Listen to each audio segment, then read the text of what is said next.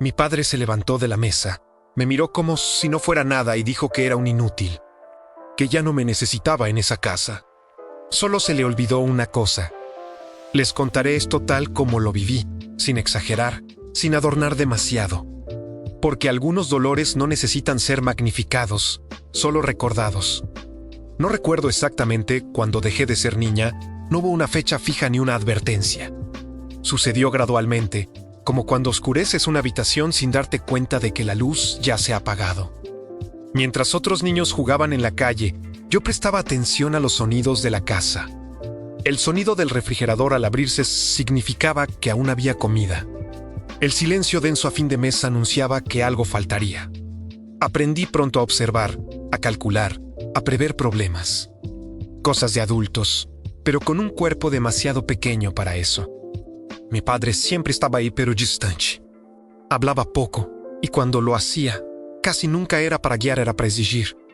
Mi madre hacía lo que podía, pero llevaba el cansancio en el rostro y yo lo veía todo. Los niños ven más de lo que los adultos imaginan. A los 8 o 9 años, ya entendía cuando llegaba tarde la factura de la luz. Sabía cuando no era apropiado pedir un juguete. Aprendí a responder no hace falta incluso antes de que alguien dijera no puedo, y eso te moldea por dentro. Te enseña a reprimir tus deseos, a guardar tus sueños en el bolsillo. Tu colegio no hablaba mucho, no por timidez, sino porque siempre tenía la cabeza ocupada. Pensaba en si había comida en casa, si mi madre estaba bien, si mi hermana había hecho los deberes. Sí, mi hermana.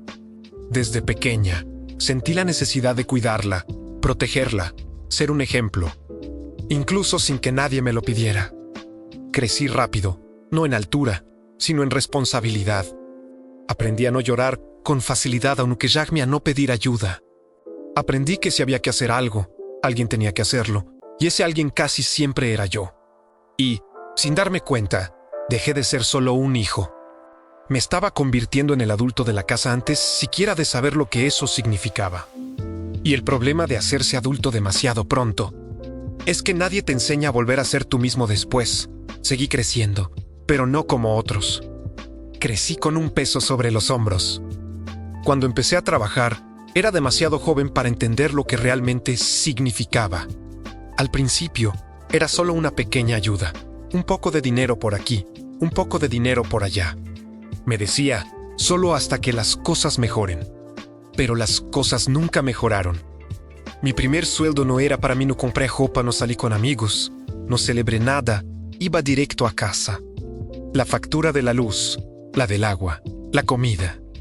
Recuerdo la sensación de entregar el dinero y una extraña mezcla de orgullo y miedo. Orgullo de poder ayudar. Miedo porque, en el fondo, sabía si paraba, todo se derrumbaría. Poco a poco, ayudar se convirtió en una obligación. Y la obligación se convirtió en silencio. Ya nadie me preguntaba si estaba cansada. Nadie me decía gracias. Era como si ese rol me hubiera sido asignado de forma natural, como si hubiera nacido para ello. Salía temprano, volvía tarde. Veía a mis amigos planeando viajes, fiestas, sueños. Planificaba mis facturas. Planificaba cómo estirar mi dinero hasta fin de mes. Planificaba qué facturas podía retrasar sin cortar todo. Mi padre lo aceptó. Nunca me lo pidió directamente, pero tampoco se negó nunca. Se sentaba a la mesa, comía, veía la televisión, como si fuera normal. Como si yo no estuviera pasando mi juventud manteniendo esa casa viva. Y aún así, seguí adelante, por mi madre, por mi hermana. Me dije a mí mismo que eso era lo que hacía un hombre, que aguantar en silencio era señal de fortaleza, que quejarse era debilidad. Pero nadie habla del precio que eso tiene, de cómo nos desvanecemos poco a poco, de cómo empezamos a existir solo para proveernos para vivir. Seguía siendo un hijo, pero ya cargaba con el peso de alguien que nunca tuvo elección. Y lo más difícil no fue pagar las cuentas. Fue darme cuenta, poco a poco, de que valía más por lo que aportaba que por quién era. Y eso duele más que cualquier deuda. Durante mucho tiempo, creí una mentira que parecía cómoda. Una mentira silenciosa, de esas que aceptas porque duele menos creerla. Pensaba que si seguía haciendo todo bien, por fin me verían, que pagar las cuentas, mantener la casa, llegar a fin de mes. Todo eso me garantizaría un lugar. No una habitación, ni una silla en la mesa, sino un lugar en el corazón de mi familia. Sentía que pertenecía allí porque necesitaba sentirme así. Era más fácil creer que era importante que afrontar la verdad de que simplemente era necesaria. Mientras entrara el dinero, existía. Mientras se pagaran las cuentas, era aceptada. Confundía presencia con amor. Confundía responsabilidad con respeto. Y, sin darme cuenta, moldeaba mi valor en números, cuentas pagadas y un refrigerador lleno. A veces, llegaba a casa cansada. Me sentaba en el sofá y me quedaba allí en silencio, esperando un reconocimiento que nunca llegaba. Un ¿qué tal tu día? Un gracias por todo. Pero la casa seguía como si yo fuera parte del mobiliario, siempre ahí, siempre útil, pero nunca notada. Aquel lugar seguía siendo mi hogar. Defendía a esa familia cada vez que alguien de fuera hacía algún comentario. Decía que todo estaba bien, que lo hacía porque quería. Y, en parte, de verdad quería, porque admitir que no pertenecía me dolía demasiado. Sonreí en las pocas fotos familiares. Me senté a la mesa con ellos, pero, por dentro, sentía que algo no encajaba. Era como estar en una habitación llena de gente y seguir sintiendo frío. Creía que todo ese esfuerzo estaba construyendo algo sólido. Que, al final, alguien me miraría y diría, eres parte de esto.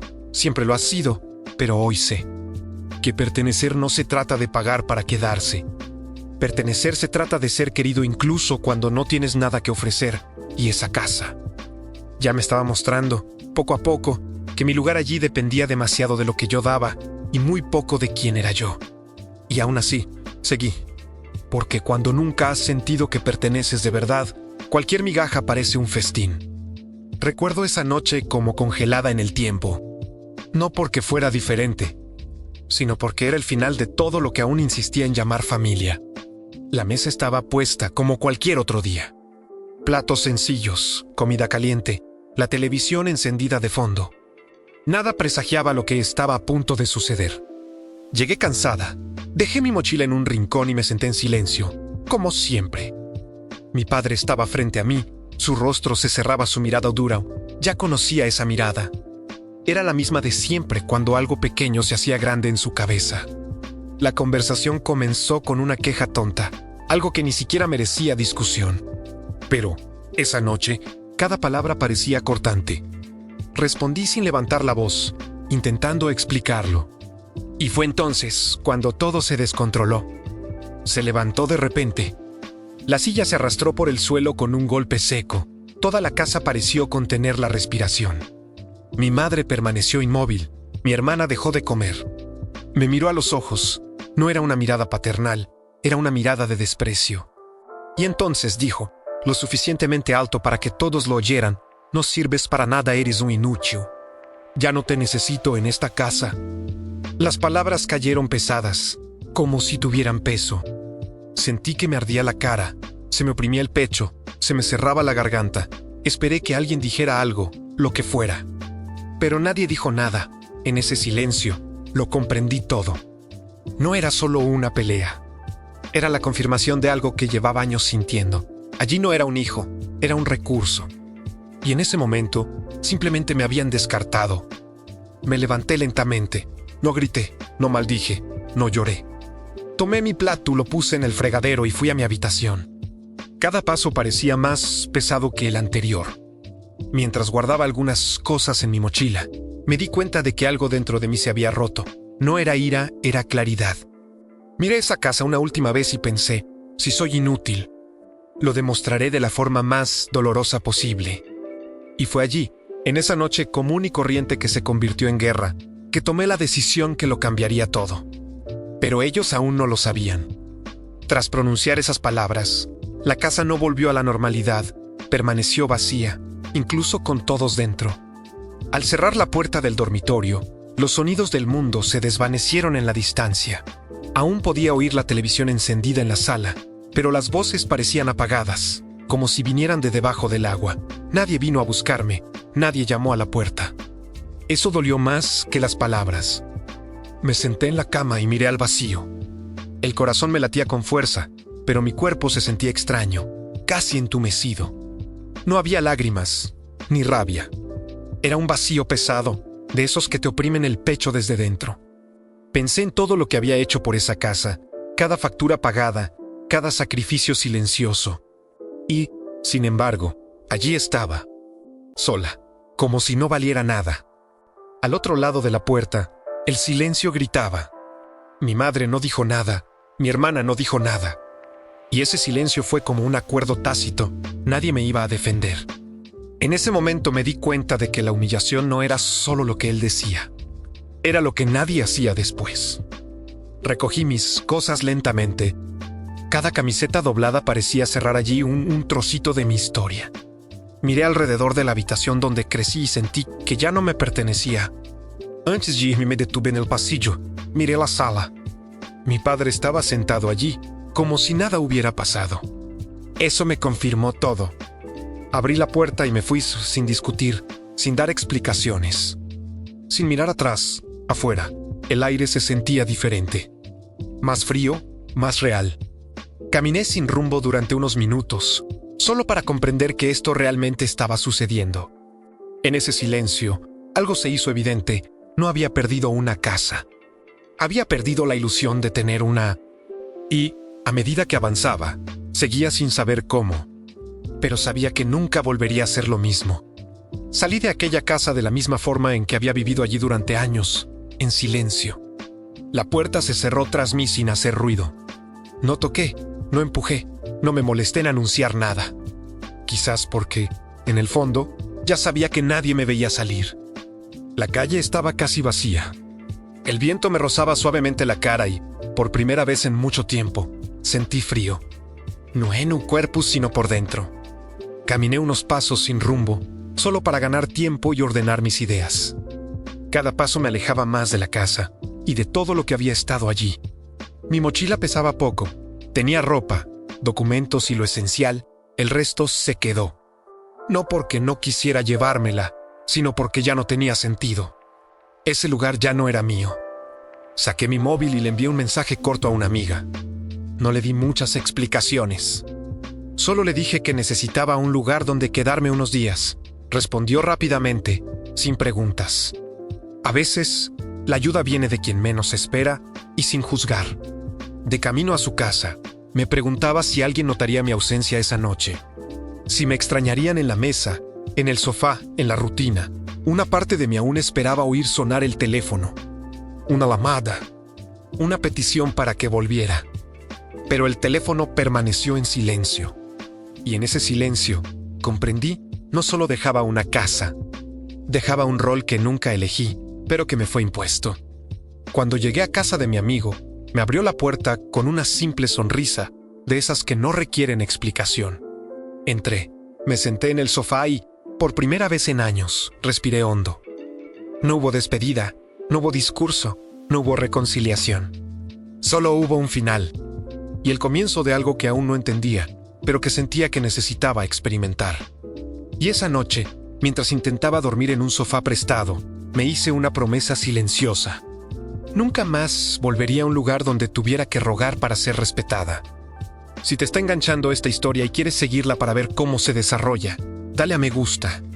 Y no olvides seguir el canal para no perderte las próximas historias. No querrás perderte ninguna. Cada día una historia más impactante, te lo prometo. Esa noche, sentada en el sofá de mi amiga, algo cambió en mi interior. Y no fue repentino, sino como una chispa que enciende y quema lentamente todo lo que estaba seco por dentro. Aún podía sentir la amargura de las palabras de mi padre. Eres inútil, ya no te necesito. Cada sílaba parecía grabada en mi pecho. Al principio, solo había dolor. Luego vino el silencio. Y en el silencio, la claridad. Allí, en ese sofá, me di cuenta de que todo por lo que había luchado, todas las facturas pagadas, todas las noches sin dormir, toda la responsabilidad que había asumido, no había cambiado nada. Al contrario, solo me aprisionaba en una prisión invisible. Podía seguir siendo la proveedora, la salvadora de la casa, o podía elegir vivir para mí misma. Y tomé la decisión. No fue una decisión de ira ni de venganza. Fue una decisión de libertad. Decidí que, a partir de ese momento, ya no cargaría sola con el peso de una familia que no me veía. No iba a pagar más facturas solo para ser aceptada. No iba a sacrificar más mis sueños por una ilusión de pertenencia. A la mañana siguiente, hice lo que parecía imposible, cancelé todo a mi nombre: luz, agua, internet, comida. Todas las facturas que llevaba años pagando. No llamé, no avisé, no di explicaciones. Porque en ese momento no se trataba de lastimar a nadie. Se trataba de salvarme. Cuando el teléfono de mi madre empezó a sonar con insistencia, cuando empezaron a llegar los mensajes de mi padre, no contesté. Por primera vez, escuché el silencio que surgía de mi interior. Un silencio que no era dolor, era fuerza, era valentía.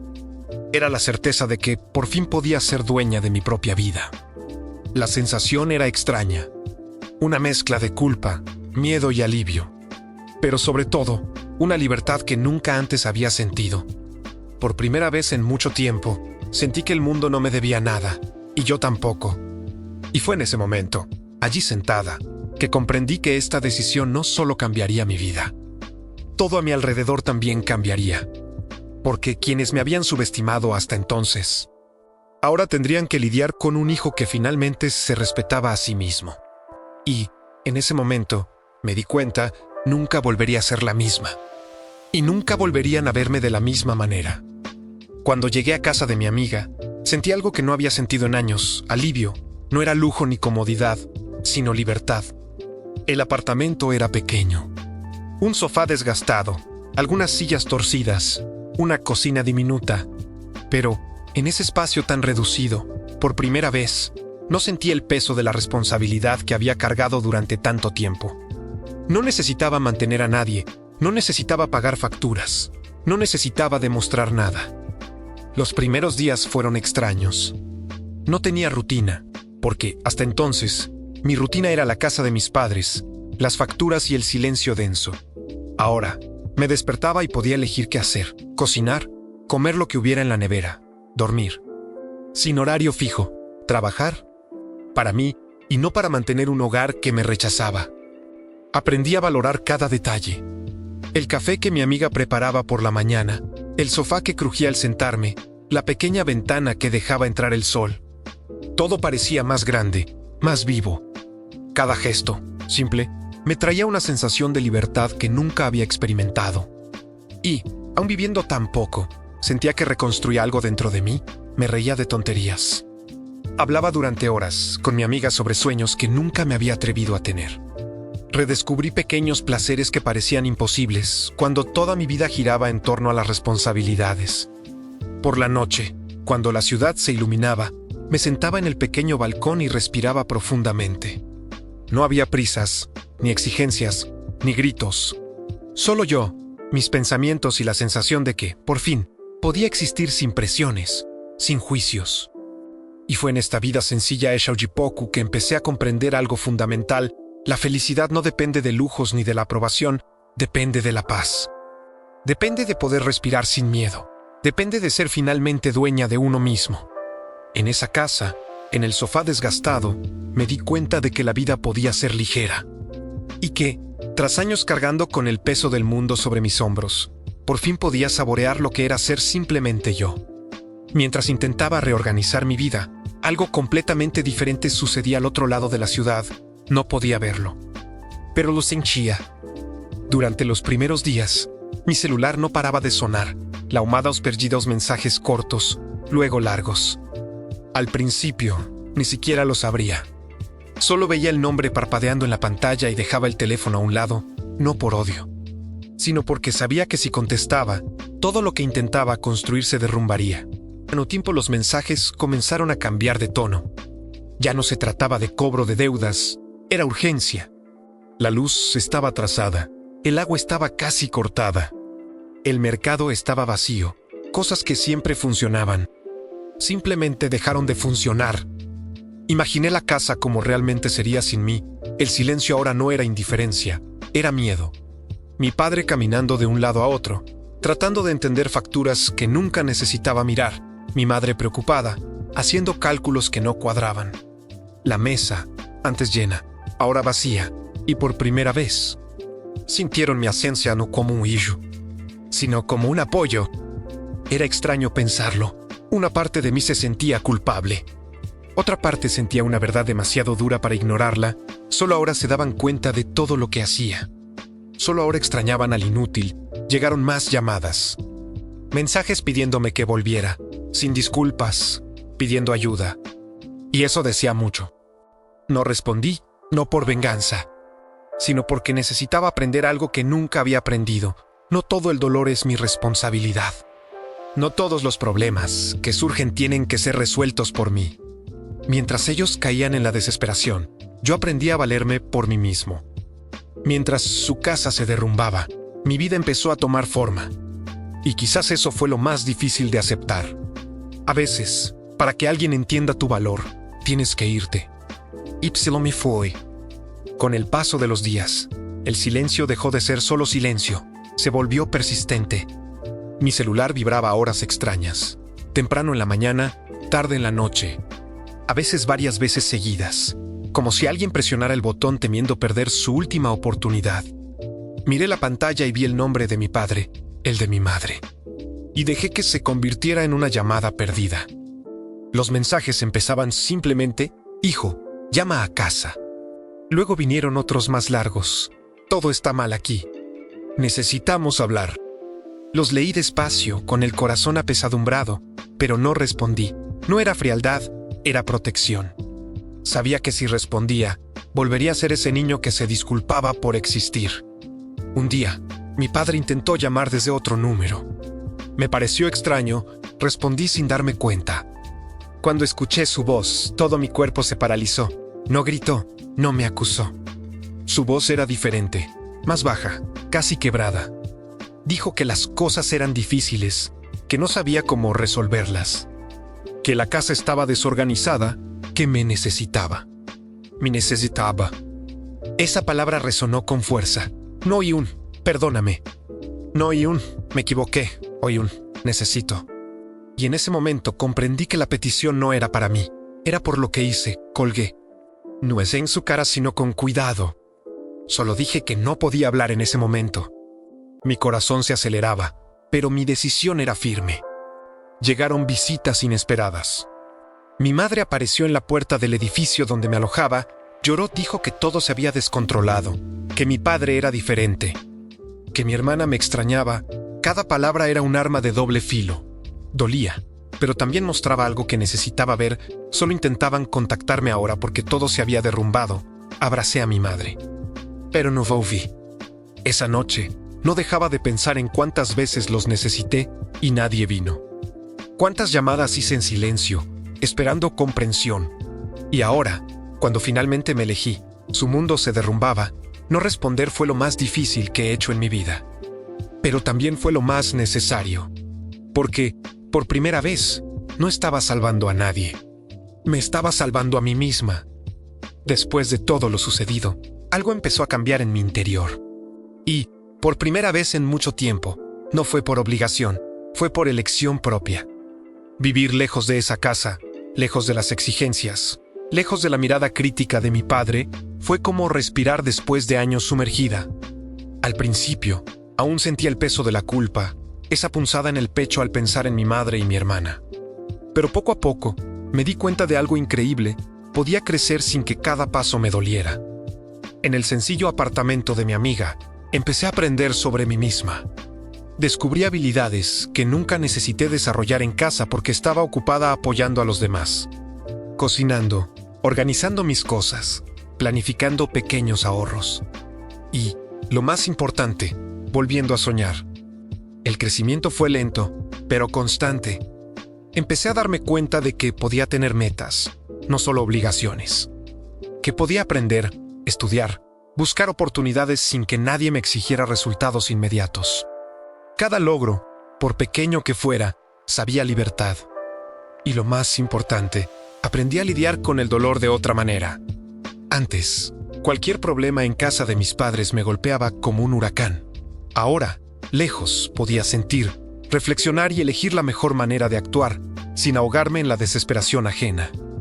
Mi confianza crecía. Cada día lejos de la presión, cada pequeño paso hacia la independencia, cada decisión que tomaba por mí misma.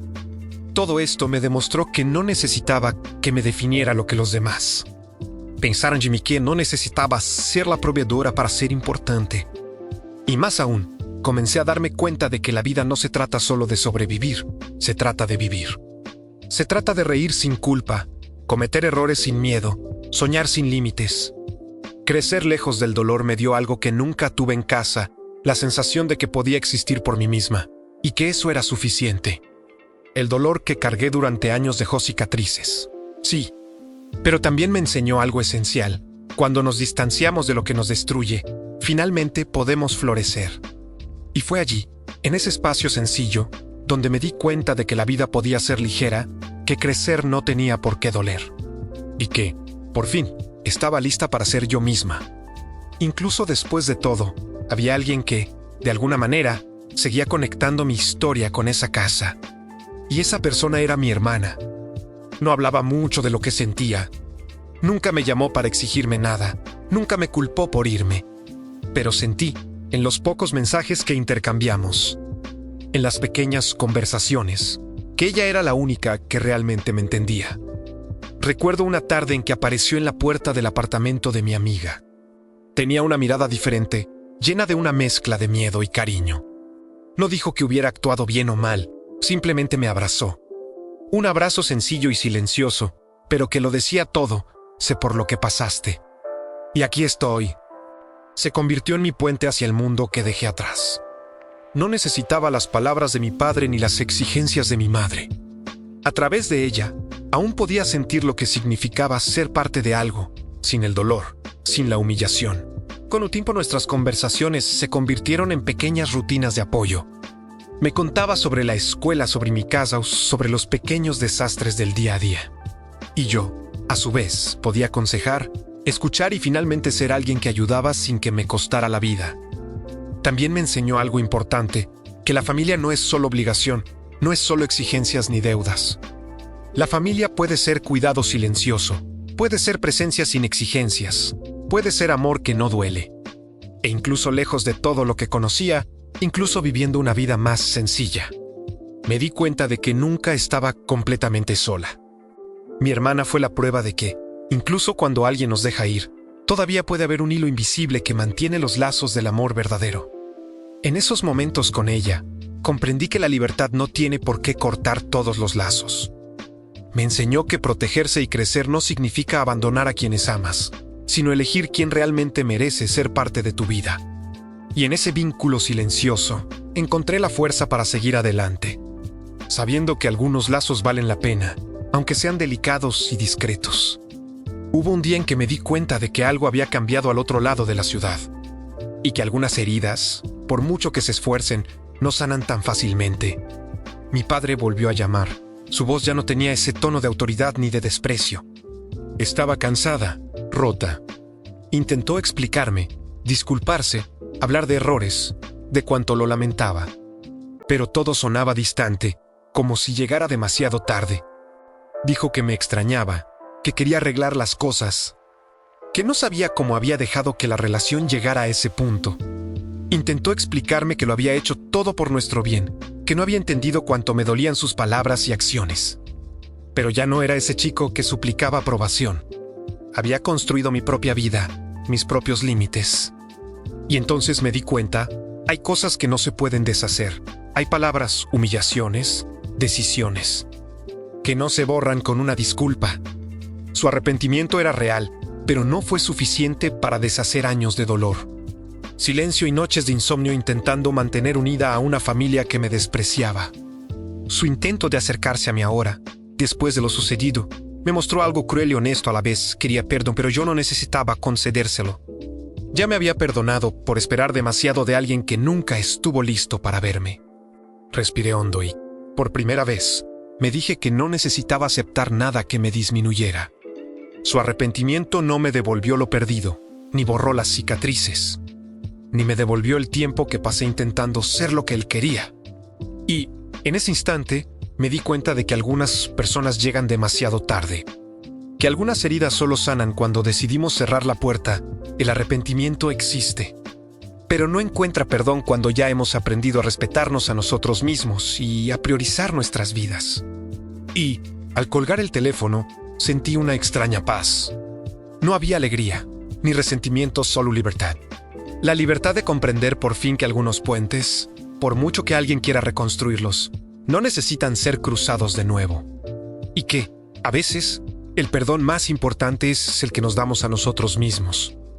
Después de todo, después de las cuentas canceladas, los mensajes ignorados, el arrepentimiento sin perdón, algo finalmente me quedó claro, y era más profundo que cualquier ira o deseo de venganza. Comprendí que toda la historia, cada paso que di lejos de esa casa, no había sido para lastimar a nadie. No había sido para que mi padre me extrañara, ni para que mi madre o mi hermana suplicaran por mi presencia. Mi partida no fue un castigo. Mi decisión no fue una venganza. La libertad, entendí, es mucho más que huir o cortar lazos. Es poder vivir sin la necesidad de demostrar tu valía a quienes nunca la reconocieron. Es respirar sin culpa, decidir sin miedo, amar sin perderte. Y eso es precisamente lo que estaba construyendo, una vida propia, basada en el respeto propio, decisiones conscientes y momentos que realmente importan. En el sencillo sofá del apartamento de mi amiga, me permití sonreír sin culpa, cocinar sin prisas, dormir sin miedo, hablar con mi hermana, planificar mi futuro e incluso permitirme cometer errores, sin que nadie me menosprecie por ello. La libertad no se trata de gritar, no se trata de cancelar cuentas para causar dolor. Se trata de sentir el alivio de no cargar con el peso de un mundo que no es tuyo. Se trata de descubrir que la felicidad no depende del arrepentimiento de los demás, sino de cuidarte a ti misma. Y allí, sentada en ese espacio pequeño pero lleno de posibilidades, finalmente sentí un cierre. No porque algo estuviera resuelto para ellos, sino porque estaba en paz conmigo misma. La vida continuaría, llena de desafíos, pero ahora cada paso sería mío. Cada logro, mío, toda la alegría, mía. Cerré este capítulo con conciencia. Mi libertad no es venganza. Es valentía, es amor propio. Es la certeza de que, por mucho que duela el pasado, el futuro solo yo lo puedo escribir. Y en ese momento, me di cuenta de que la mayor victoria no fue demostrar quién tenía razón, fue simplemente ser libre. Y finalmente, sentir que, después de años, podía respirar de verdad. Hola a todos. Si alguna vez han pasado por momentos en los que necesitaron distanciarse para encontrarse a sí mismos o sintieron la necesidad de priorizar su propia vida, cuéntenme su experiencia en los comentarios. Tengo muchas ganas de escuchar su historia. Y no olviden seguir el canal para ver más historias como la mía, llenas de desafíos, superación de obstáculos y decisiones que cambian la vida. Aquí compartimos lecciones de vida de una manera que realmente llega al corazón.